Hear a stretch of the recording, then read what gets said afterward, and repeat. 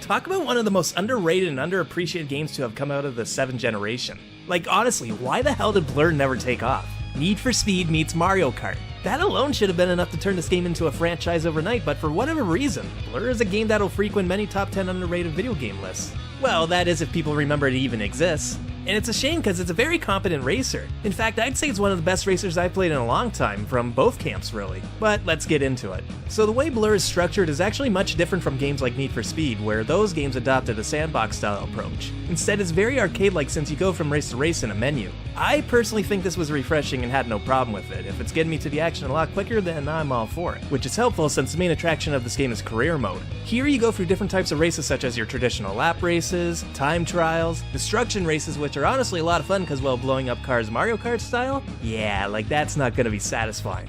Then there's a couple others that'll lead you to developing a fan base, earning lights, this game's version of points, which will go towards new races, challengers, new cars, etc. Which will eventually lead to a one-on-one race against a boss racer, and they will kick your ass if you're not prepared. This is not an easy game by any means. Having to get a good handle on drifting will be a must, and unlocking a chance to face off against a boss racer can be pretty tricky and time-consuming too. The thing is though, I didn't care. The game will reward you for every little thing you do. Hit an enemy with a weapon, bash into him, dodge attacks. Even if you lose a challenge, it doesn't sting nearly as much since you still gain something else towards progress. Of course, with this being a Mario Kart clone, the main appeal is going to be multiplayer. And from what I remembered from online play, it was a decent experience as there wasn't a lot of lag. And it was always high tense and very chaotic, which I adored. But the good thing is, even when the day comes and online will be a thing of the past for this game, there's still couch multiplayer. Though, to be fair, a lot of racers do that too. Also, battle mode in this style of racing? Do I have to say anything more than that?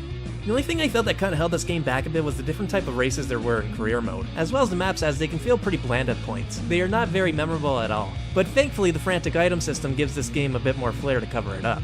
Now, I know I'm skimming over a bunch of it, but really, what else do I need to say about this? It's Need for Speed Mario Kart style. It always keeps you in the action, it's a blast to play in multiplayer, and it'll give you enough stuff to do to keep you coming back for a while. It still boggles my mind why Activision decided to pull the plug on a sequel. So much potential just begging to be utilized. Blur, you might have been forgotten by the masses and will live in video game purgatory, but you always have a place in my collection.